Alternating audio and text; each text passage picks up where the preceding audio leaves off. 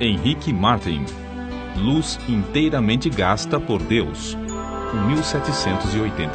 1781-1812. Ajoelhado na praia da Índia, Henrique Martin derramava a alma perante o Mestre e orava: Amado Senhor, eu também andava no país longínquo. Minha vida ardia no pecado. Desejaste que eu me tornasse não mais um tição para espalhar a destruição, mas uma tocha brilhando por ti. Zacarias, capítulo 3, versículo 2. Eis-me aqui nas trevas mais densas, selvagens e opressivas do paganismo. Agora, Senhor, quero arder até me consumir inteiramente por ti. O intenso ardor daquele dia sempre motivou a vida desse moço. Diz-se que possuiu o nome mais heróico que adorna a história da Igreja da Inglaterra, desde os tempos da Rainha Elizabeth. Contudo, até entre seus patrícios, ele não é bem conhecido. Seu pai era de físico franzino, e após o seu falecimento, os 4 filhos, inclusive Henrique, não tardaram a contrair a mesma enfermidade, a tuberculose. Com a morte do pai, Henrique perdeu seu intenso gozo pela matemática e passou a se interessar grandemente pela leitura da Bíblia. Diplomou-se com mais honras do que todos da sua classe. O Espírito Santo, porém, falou à sua alma: Buscas grandes coisas para ti, não as busques. Acerca dos seus estudos, testificou: Alcancei o ponto mais alto que desejara, mas fiquei desapontado ao ver como tinha agarrado apenas uma sombra. Tinha por costume levantar-se cedo, de madrugada, e andar sozinho pelos campos para desfrutar de comunhão íntima com Deus. O resultado foi que abandonou para sempre o plano de ser advogado, um alvo que, até então, perseguia, porque não podia consentir em ser pobre pelo amor de Cristo. Ao ouvir um sermão sobre o estado perdido dos pagãos, resolveu dar a sua vida como missionário. Ao conhecer a vida abnegada do missionário Guilherme Carey e sua grande obra na Índia, sentiu-se dirigido a trabalhar no mesmo país. O desejo de levar a mensagem de salvação aos povos que não conheciam a Cristo tornou-se como um fogo inextinguível na sua alma pela leitura da biografia de Dave Brainerd, que morrera quando ainda muito jovem. Esse missionário partiu para a glória com a idade de 29 anos depois de dedicar sua vida inteiramente ao serviço de evangelização dos silvícolas da América do Norte. Henrique Martin reconhecia que, como haviam sido poucos os anos da obra de Dave Brainerd, assim também seria com ele.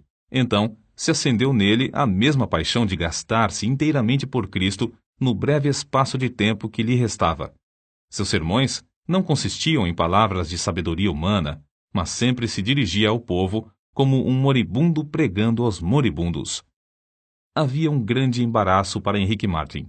A mãe de sua noiva, Lydia Grenfell, não consentiria que se casassem caso ele insistisse em levá-la para o estrangeiro. Henrique amava Lydia, e o seu maior desejo terrestre era estabelecer um lar e trabalhar junto com ela na seara do Senhor. Acerca disto, ele escreveu no seu diário: Continuei 1 hora a mais em oração, lutando contra o que me ligava. Cada vez que estava perto de ganhar a vitória, o coração voltava para o seu ídolo. Finalmente, deitei-me sentindo grande mágoa. Então, lembrou-se de Dave Brainerd, o qual negava a si mesmo todos os confortos da civilização. Andava grandes distâncias sozinho na floresta, passava dias com fome e, depois de assim se esforçar por 5 anos, voltou para falecer tuberculoso nos braços da sua noiva, Jerusa, filha de Jonatas Edwards. Por fim, Henrique Martin também ganhou a vitória, obedecendo a chamada para sacrificar-se em prol da salvação dos perdidos. Ao embarcar para a Índia, em 1805, escreveu: Se eu viver ou morrer, que Cristo seja magnificado pela colheita de multidões para ele. A bordo do navio, ao afastar-se da sua pátria, Henrique Martin chorou como uma criança. Contudo, nada podia desviá-lo da sua firme resolução de seguir a direção divina. Ele era um tição arrebatado do fogo, e repentinamente dizia: Que eu seja uma chama de fogo no serviço divino. Depois de 9 longos meses a bordo, e quando já se achava perto do seu destino, passou um dia inteiro em jejum e oração. Sentia quão grande era o sacrifício da cruz e como era igualmente grande a sua responsabilidade para com os perdidos na idolatria da Índia.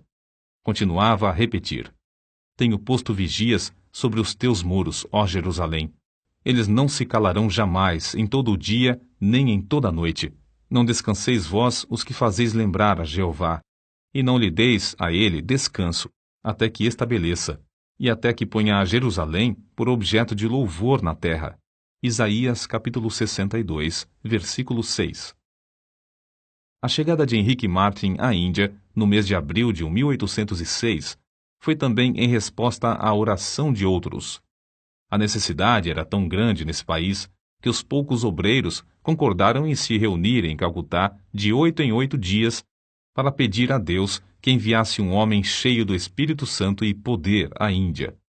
Martin, logo ao desembarcar, foi recebido alegremente por eles como resposta às orações. É difícil imaginar o horror das trevas em que vivia esse povo, entre o qual Martin se achava. Um dia, perto do lugar onde se hospedara, ouviu uma música e viu a fumaça de uma das piras fúnebres de que ouvira falar antes de sair da Inglaterra. As chamas já começavam a subir do lugar onde uma viúva se achava sentada ao lado do cadáver de seu marido morto. Martin, indignado, esforçou-se, mas não pôde conseguir salvar a pobre vítima. Em outra ocasião, foi atraído pelo ruído do símbolo a um lugar onde o povo fazia culto aos demônios. As pessoas ali reunidas se prostravam perante o ídolo, obra das suas próprias mãos, a quem adoravam e temiam. Martin sentia-se mesmo na vizinhança do inferno. Cercado de tais cenas, ele se aplicava mais e mais, sem se cansar, dia após dia, a aprender a língua. Não desanimava com a falta de fruto da sua pregação, reconhecendo ser de maior importância traduzir as Escrituras e colocá-las nas mãos do povo. Com esse alvo, perseverava cuidadosamente no trabalho de tradução, aperfeiçoando a obra pouco a pouco, e parando de vez em quando para pedir o auxílio de Deus. Extraído de um dos seus sermões, conservados no Museu Britânico, o próximo texto denota como a sua alma ardia no firme propósito de dar a Bíblia ao povo. Pensai na situação triste do moribundo, que apenas conhece bastante da eternidade para temer a morte, mas não conhece bastante do Salvador para olhar o futuro com esperança. Não pode pedir uma Bíblia para saber algo sobre o que se firmar, nem pode pedir à esposa ou ao filho que lhe leiam um capítulo para o confortar.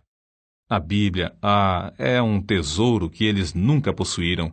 Vós que tendes um coração para sentir a miséria do próximo, vós que sabeis como a agonia de espírito é mais que qualquer sofrimento do corpo, vós que sabeis que vem o dia em que tendes de morrer. Dai-lhes aquilo que lhes será um conforto na hora da morte. Para suprir os povos da Índia e da Pérsia com a Bíblia em suas próprias línguas, Martin aplicou-se à obra de tradução das Escrituras de dia e de noite, até mesmo quando descansava e quando em viagem. Não diminuía a sua marcha quando o termômetro registrava o intenso calor de 70 graus, nem quando sofria da febre intermitente, nem com o avanço da peste branca que ardia no seu peito. Como David Brainerd, cuja biografia sempre serviu para inspirá-lo, Henrique Martin passou dias inteiros em intercessão e comunhão com o amado, seu querido Jesus. Parece, escreveu ele, que posso orar para sempre, sem nunca cansar. Quão doce andar com Jesus e morrer por ele. Para ele, a oração não era uma formalidade, mas um meio certo de quebrantar os endurecidos e vencer os adversários. 6 anos e meio depois de ter desembarcado na Índia, enquanto empreendia longa viagem, faleceu com a idade de 31 anos.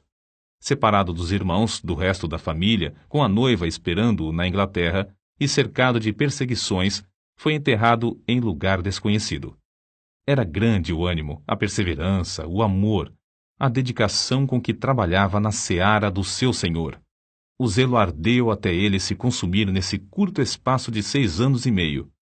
É-nos impossível apreciar quão grande foi a sua obra, feita em tão poucos anos. Além de pregar, conseguiu traduzir porções das Sagradas Escrituras para as línguas de 1/4 de todos os habitantes do mundo. O Novo Testamento em hindu, hindustão e persa, e os evangelhos em judaico-persa são apenas uma parte das suas obras. 4 anos depois da sua morte, nasceu Fidelia Fiske, no sossego da Nova Inglaterra. Quando ainda aluna na escola, leu a biografia de Henrique Martin. Andou 45 quilômetros de noite, sob violenta tempestade de neve, para pedir à sua mãe que a deixasse ir pregar o evangelho às mulheres persas. Ao chegar à Pérsia, reuniu muitas mulheres e lhes contou sobre o amor de Jesus, até que o avivamento em Oromiar tornou-se outro Pentecostes. Se Henrique Martin, que entregou tudo para o serviço do Rei dos Reis, pudesse visitar a Índia e a Pérsia hoje, que grande obra encontraria! Obra feita por tão grande número de fiéis filhos de Deus, nos quais ardeu o mesmo fogo pela simples leitura da biografia desse pioneiro.